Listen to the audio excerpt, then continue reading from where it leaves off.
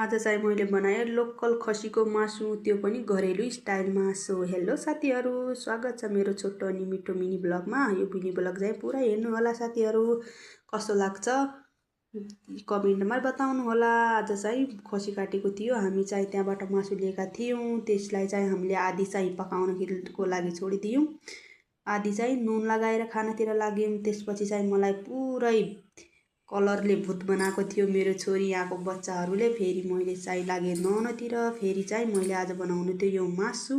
यसको लागि चाहिँ मैले पिसे सिलबट्टामा अर्ग्यानिक तरिकाले जसरी घरमा बनाउँछौँ त्यसरी नै बनाएँ मैले। पिसे यो मसला, अनि यो चाहिँ प्याज, टमाटर, धनियाँ, अनि त्यसपछि चाहिँ मैले बसालेँ यो कुकरमा हालेँ तेल हालेपछि चाहिँ मैले हालिदिएँ लसुनको पत्ता हालेको चाहिँ मलाई चाहिँ सब्जी हो जे पनिमा एकदम मिठो लाग्ने। त्यसपछि चाहिँ मैले हालिदिएँ त्यसमा प्याजलाई चाहिँ रातो हुने गरी फ्राई गरेँ। त्यसपछि चाहिँ मैले त्यसमा हल्दी पाउडर हालिदिएँ।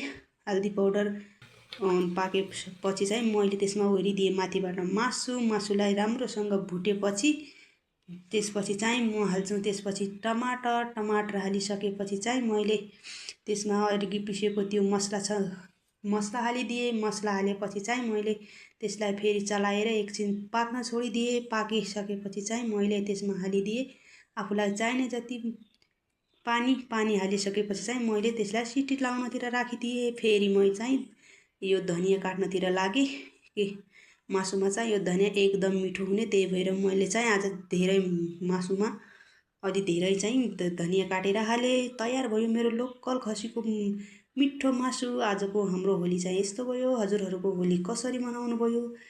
हामीले चाहिँ यसरी लोकल खसीको मासु बनाएर खायौँ। हजुरहरूको कस्तो गयो आजको होली? छोरी र बुढालाई दिएको त एकदम मिठो बनेर खायो। ल बाई बाई साथीहरू, मिलौँला भोलि अर्को भिडियोमा। अहिलेको लागि बाई।